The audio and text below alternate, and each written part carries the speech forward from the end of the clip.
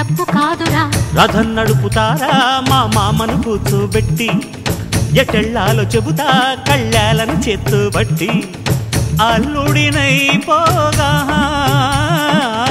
సల్లగా నా కాళ్ళు కడిగించుకోనా మల్లె పూలవాన జల్లుల్లోన తడిసిన ఆనందాన పలికెను మదివీణ